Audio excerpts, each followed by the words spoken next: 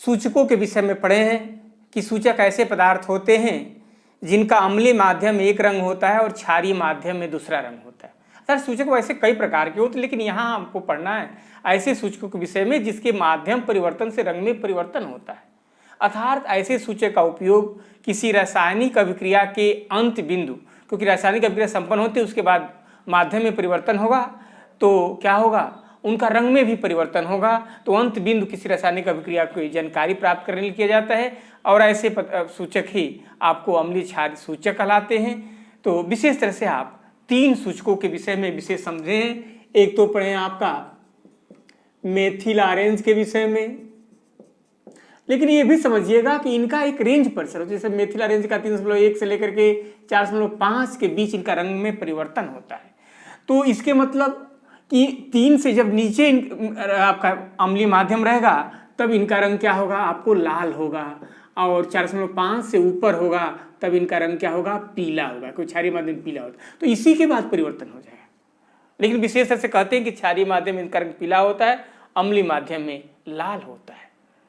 उसी प्रकार आपका जो लिटमस है, तो लिटमस का जो रेंज होता है आपका, वो रेंज 5.5 से लेकर के 7.5 तक होता है या विशेष तरह से। तो इसके नीचे 5.5 के नीचे ही क्या होगा, उसका रंग आपको लाल होगा और इसके ऊपर क्या होगा, आपको नीला होगा। बीच में तो इनके रंग में परिवर्तन होता है, बदलाव आता है। उसी प्रकार आपका जो फिनाल्फथैलीन है, फिनाल्फथैलीन, इनका पीएच प्रसार जो होता है आपका 8 से 10 कह दीजिए, 9.5 तक होता है। तो उनके ऊपर ही क्या होगा, ये गुलाबी होगा, उसके नीचे जो होगा रंग ही नहीं होता है। तो इस प्रकार ये केवल अंत बिंदु के परीक्षण के लिए आपका आकलन किए जाते हैं। लेकिन हमें ऐसे अगर पीएच किसी विलयन का पीएच का आकलन करना है तो उसके लिए इस प्रकार के सूचकों का प्रयोग नहीं किया जा सकता है। ये सूचक केवल रासायनिक अभिक्रिया के अंत बिंदु के आकलन में प्रयुक्त होंगे। माध्यम बदलने पर इनके रंग में परिवर्तन होता है, इसलिए ये अंत बिंदु के आकलन में प्रायः ये प्रयुक्त होते हैं। लेकिन आपको पीएच मान के परिवर्तन के साथ साथ जिनके रंग में परिवर्तन हो उनको ही सर्वव्यापी सूचक या सार्वत्रिक सूचक कहलाते हैं। यानी सार्वत्रिक सूचक ऐसे सूचक हैं जो कई सूचकों के मिश्रण से आपको प्राप्त किए जाते हैं। तो कई सूचकों के मिश्रण से जो सूचक बनाए जाते हैं वही क्या होते हैं, आपको सार्वत्रिक सूचक कहलाते हैं। और इसमें आपका जैसे एक सूचक का उदाहरण दे रहे हैं कोलथाल, तो कोलथाल क्या होता है, एक सार्वत्रिक सूचक का ही एक उदाहरण है। और इस सार्वत्रिक सूचक भी कई तरह से बना सकते हैं, तो उसमें कोलथाल भी एक सार्वत्रिक सूचक है जो 5 आपको अलग अलग सूचक, जैसे फिनाल्फथैलीन, आपको methyl red, naphtholphthalein, alpha naphtholphthalein होता है, थाइमाल थैलीन है और ब्रोमोथाइमाल ब्लू। इन 5 सूचकों के मिश्रण से बनाया जाता है कोलथाल, जो एक सार्वत्रिक सूचक है। और इन सूचक का माध्यम बदलने के साथ पीएच मान के साथ आपको अलग अलग रंग होगा। यानी पीएच 4 होता है तो इन सूचक का रंग लाल होता है, 5 पर नारंगी होता है, 6 पर नींबुई पीला रंग हो जाता है, 7 पर हरा पीला होता है, 8 पर हरा होता है, 9 पर हरा नीला हो जाता है, 10 पर नीला बैगनी और 11 पर लाल बैगनी रंग होता है। तो इनके रेंज में आपको जो पीएच आएंगे उनका आकलन इस सार्वत्रिक सूचक के माध्यम से किया जा सकता है। अब आप ये समझ गए कि सार्वत्रिक सूचक यूनिवर्सल आपको इंडिकेटर ऐसे इंडिकेटर होते हैं जो कई सूचकों के मिश्रण से बनाए जाते हैं और उनका रंग में पीएच मान परिवर्तन के साथ साथ ही रंग में परिवर्तन होगा। जो पीएच पेपर जर्नल में होते हैं, पीएच पेपर, तो वह पीएच पेपर आपका पीएच पेपर ये देख रहे हैं, ये सार्वत्रिक सूचक ही है जिस पर आपको देख रहे हैं 1 पर गहरा लाल दिया है, 2 पर थोड़ा सा हल्का लाल, फिर आपको लाल, नारंगी लाल, नारंगी, इसके बाद आपको हरा पीला, ऐसे करके हल्का हरा, आपका हरा नीला, आपका नीला, गहरा नीला, ऐसे करके रंग दिया गया है। तो इस तरह से यही आपका सार्वत्रिक सूचक का ये पेपर है और इन्हीं के माध्यम से पीएच पेपर कहते हैं इसको, और इसके माध्यम से ही आकलन किया जाता है आपका विलियन का कि उनका यही पीएच पेपर है आपका। देख रहे हैं रंग इसका कैसा है, आपका वही नींबू आपका पीले रंग का है ये, लेकिन विलियन का अगर पीएच मान परिवर्तन होगा तो उनके साथ साथ इस पीएच पेपर के रंग में परिवर्तन होगा।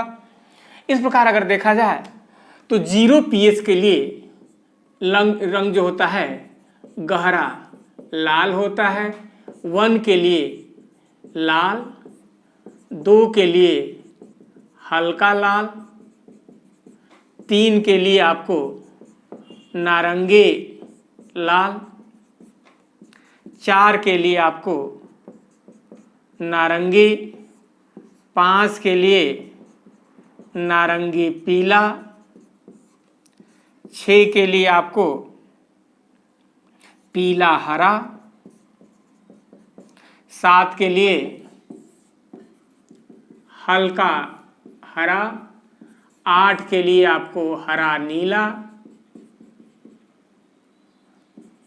9 के लिए नीला, 10 के लिए गहरा नीला,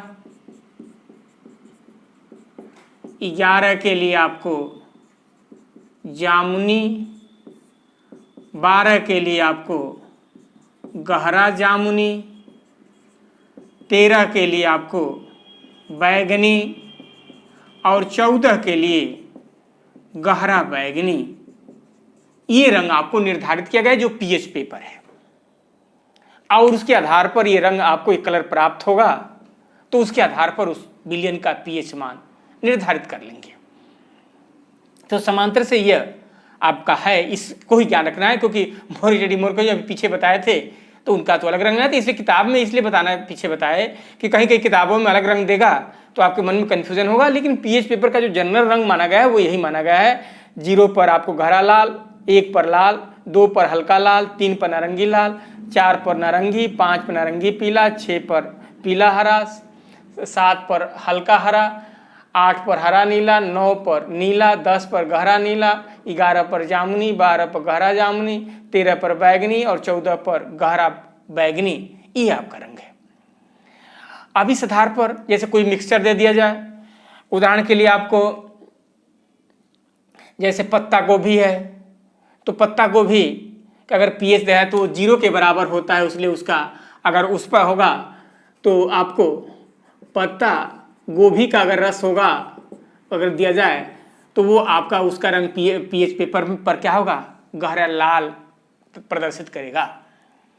उसी प्रकार आपका अगर नींबू का रस है तो नींबू का रस एक्चुअल में उसका पीएच 2.4 होता है, तो वह नारंगी लाल रंग प्रदर्शित करेगा। उसी प्रकार आपका अगर गुलाब की पंखुड़ी है तो गुलाब की पंखुड़ी का आपका हल्का हरा रंग प्रदर्शित करेगा। इसके मतलब क्या है, उसका पीएच 7 होगा गुलाब की पंखुड़ी का। अगर आपका चुकंदर का रस है तो चुकंदर का रस का आपको हरा नीला रंग प्रदर्शित करेगा, यानी उसका पीएच 8 होगा। और आपका टमाटर का अगर टमाटर के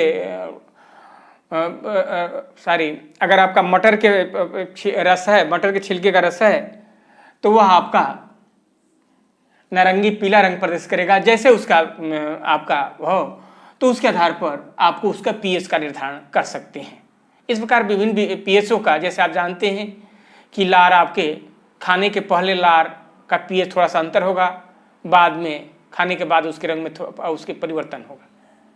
तो ऐसे भिन्न भिन्न, जैसे आपका जो सोडियम कार्बोनेट आपका NaOH है, विशेष तरह से उसका पीएच लगभग 14 का बराबर होता है तो गहरा बैगनी प्रदर्शित करेगा।